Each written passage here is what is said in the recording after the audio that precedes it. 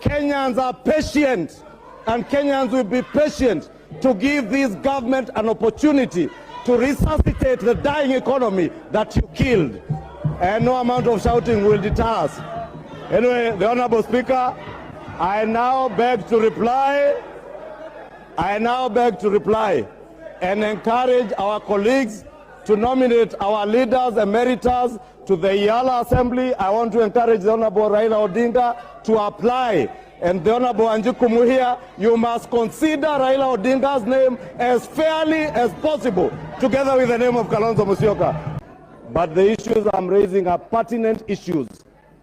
And I would encourage you, Millie Odhiambo, instead of shouting from your seat, engage with your leader in ODM to know what measures, what legislative measures would you bring to this assembly to deal with the question of the food prices in Kenya and the cost of living. Because it is not enough to incite Kenyans out there. It is better to use your leadership positions to bring agendas before the House that will improve the lot. Honorable Speaker, I know the Honorable Oudo is shouting relevance from his seat, because I know how it feels to lose an election. Honorable Oudo, I know how it feels to lose an election, and the people that led you to lose that election are now enjoying themselves, like President Uhuru Kenyatta is enjoying himself in retirement, having misled Raila Odinga into a trap to believe there was something called a deep state and a system that never existed. But the same Uhuru Kenyatta is the one, together with his handshake brother, who got this economy to where it is. Therefore, you cannot be pretending to be crying with the Kenyans that whose tears you're actually dancing on the tears of Kenyans that you led to where they are. It is the state capture that was perpetuated by the handshake brothers and the handshake government that has destroyed our economy, destroyed our country, and now you pretend that you will go and incite Kenyans in Jivanji, in Kariobangi, in Mathare, incite Kenyans, but Kenyans are more intelligent than you think. Kenyans know you are attempting to incite them. The hatred that they have for members of parliament, Mr. Speaker. Mr. Speaker, when I read the judgment of Mr. Speaker of the court, I was shocked, Mr. Speaker, because in 2013, the same act was subjected to litigation, Mr. Speaker, and at that time they were saying that Parliament is dividing the revenue into three: national government revenue, county government revenue, and the CDF, Mr. Speaker. Subsequently, this House did an amendment and did the division of revenue, where the money was divided between the county governments and the national government, and the CDF was put under the national government, Mr. Speaker. There is no difference between a ministry that is getting an allocation from the national budget of the national government than the CDF, Mr. Speaker.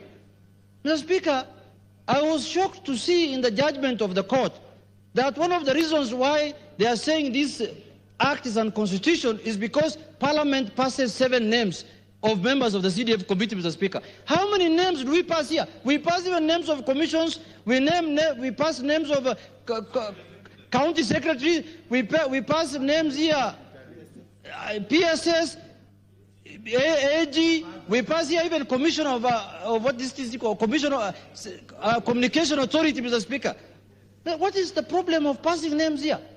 The other thing that has shocked me about this judgment, Mr. Speaker, is that they are saying the term of the fund manager is for 5 years, which is equivalent to 5 years of being a member of parliament, Mr. Speaker. There are fund managers who have been in office for the last 20 years, Mr. Speaker. I don't know where the judges were reading, what they were reading, Mr. Speaker, whether they read the submissions of our lawyers, Mr. Speaker. Mr. Speaker, I am shocked because the judges behaved as though they live in another country, Mr. Speaker. Recently, there was a burial in my constituency, and I must say this, of a judge, Mr. Speaker. And the funeral was conducted in a primary school, and those classes were built by CDF, Mr. Speaker. They were not built by county government or built by anybody else. Mr. Speaker, the way the CDF has changed the lives of Kenyans, Mr. Speaker, every person knows in this country, including judges. Do they not go home? Do they not come from villages in this country, Mr. Speaker? And people, I'm asking the judges on the floor of this House, from the floor of this House, Mr. Speaker, in my constituency alone, there are over 3,000 to 4,000 students who benefit from bursary. Children of single mothers, orphans, Mr. Speaker. Where do they expect us to take those children, Mr. Speaker? If CDF is scrapped, the best thing I can do is to put those children in a bus and bring them to the homes of the judges, Mr. Speaker, so they can give them fees, so that those children can go back to school, Mr. Speaker.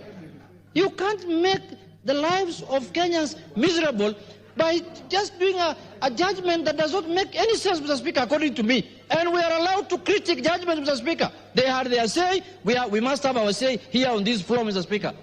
Mr. Speaker, I have been a believer, I have been a supporter of the independence of the judiciary, Mr. Speaker.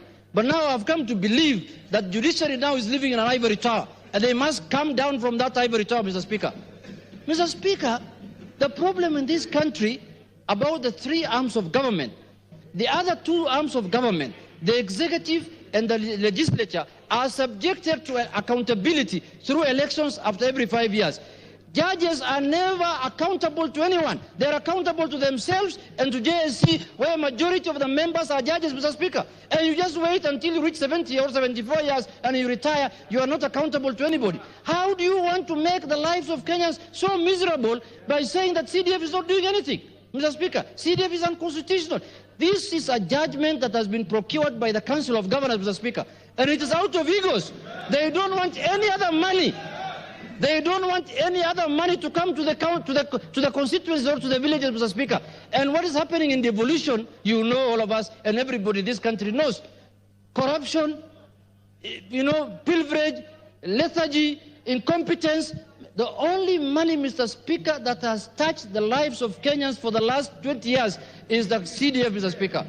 And I want to tell the